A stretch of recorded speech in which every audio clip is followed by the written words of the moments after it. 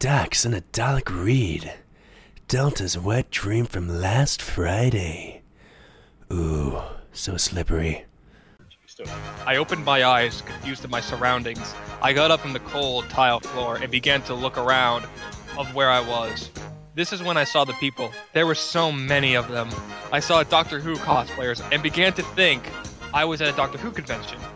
Then I saw bronies, and then furries, and then I noticed the booths around me. So many different styles of pony art, furry art, and fan art of things I can't even imagine. Then I noticed all the porn. All of the Rule 34 your little hearts can even imagine. They consist of standard furry art, to Twilight getting butt slammed by Spike, with tally marks on her thigh. That's what I realized. I felt aroused. Seeing all this, but I pressed on, confused of still where I was.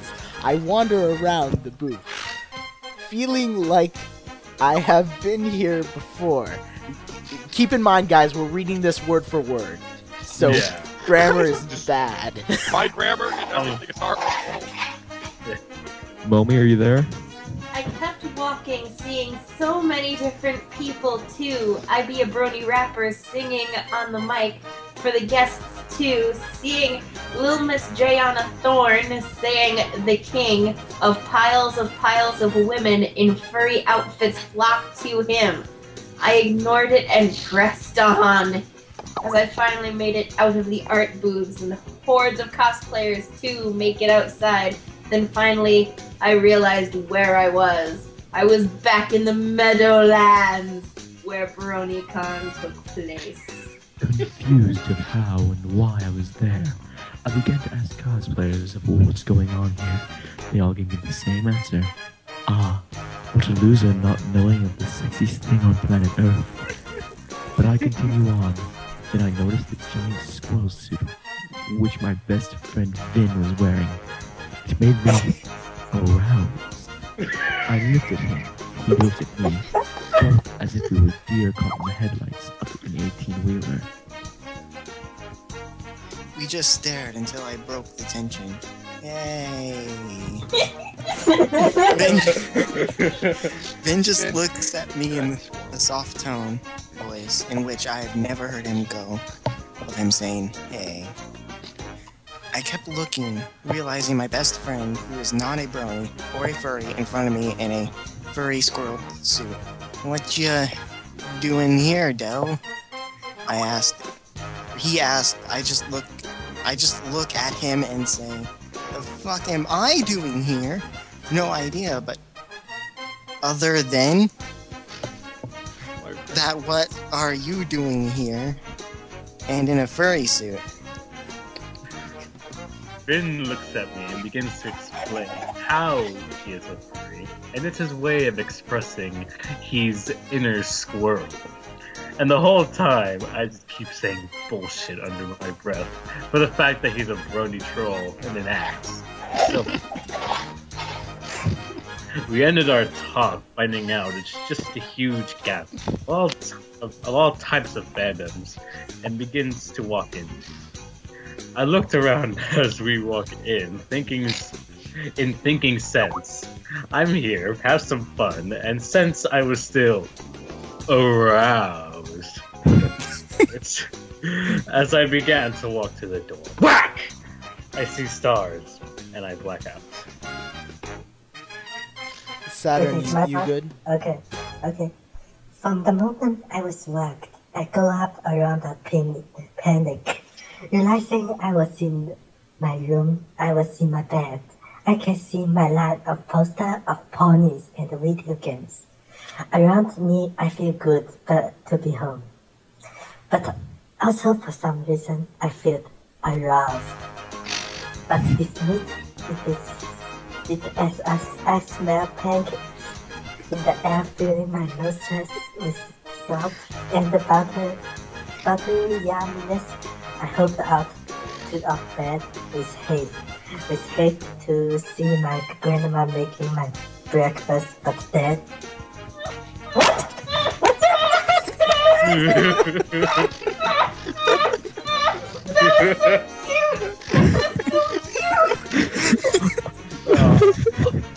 Alright, now my part.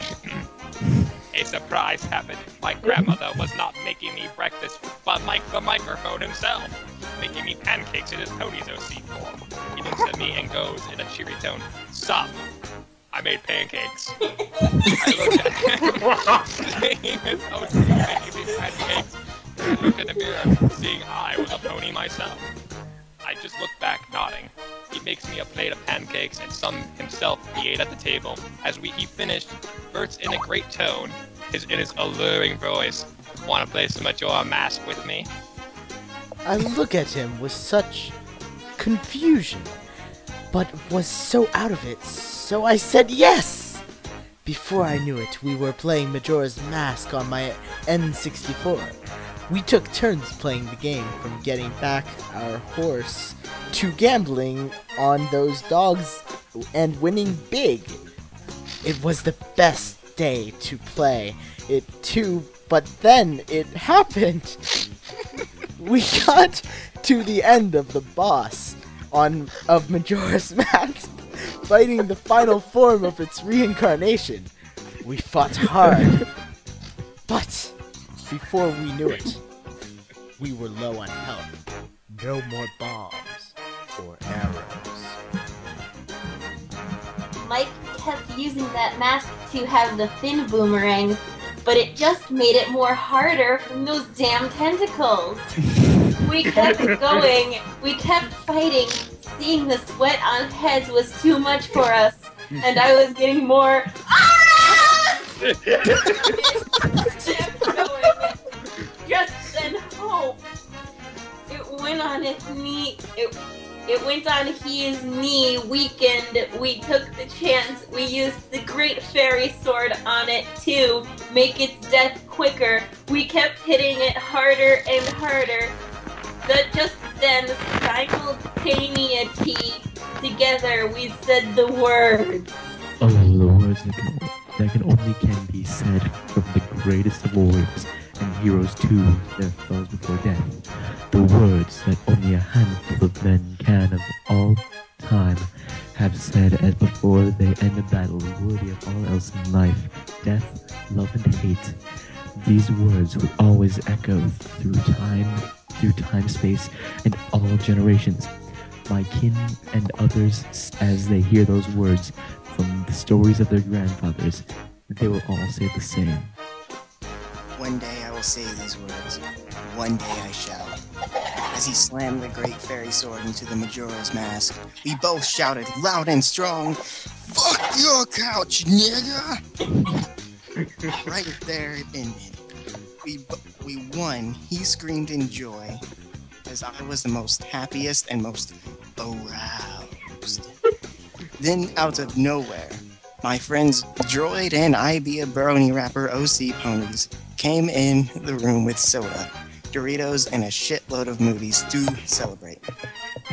As we did, we talked about our day and for some reason discussed in great detail why the fanfiction Cupcakes is greater than Twilight. Which is, by the way. It's true. My little cat. Just then, I woke from the dream in cold sweat, looking around in my darkened room. And then I saw it between my legs was a cobra! I grabbed the first thing to my left and smacked it with a wooden sword.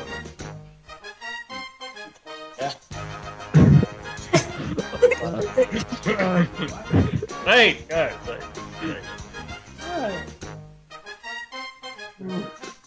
Come on. sorry. Come on. I'm sorry. I'm sorry, my father wanted me for a second. Okay, I'll start over. Just then, I awake from the dream, in a cold sweat looking around in my darkened room. And then I saw it between my legs. Was a cobra! I grabbed the first thing to my left and smacked it, which was a wooden sword. That's when I noticed it wasn't the snake. Then I noticed the pain of the scene in my dream. I was very, very, very aroused. but so confused on why I was. I got up limping a bit from the bed, and then decided to call my friend Jenna about the ordeal. I told her everything, every detail, and she just laughed at me in my misery/confusion. She hung up on me, laughing. A fucking California bitch. Okay. I looked outside, thinking of why, and how I dreamed all of it, thinking of why the human dance is such a hard thing to understand, yet the most easier to mess with, and of why we must keep trying to understand it, more to learn from ourselves, and of why we dream certain things that I look up and say the smartest thing I can't say. Fuck this, I'm going to go masturbate. Fucking son.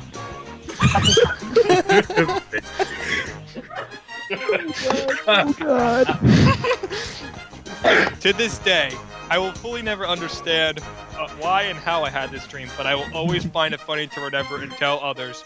And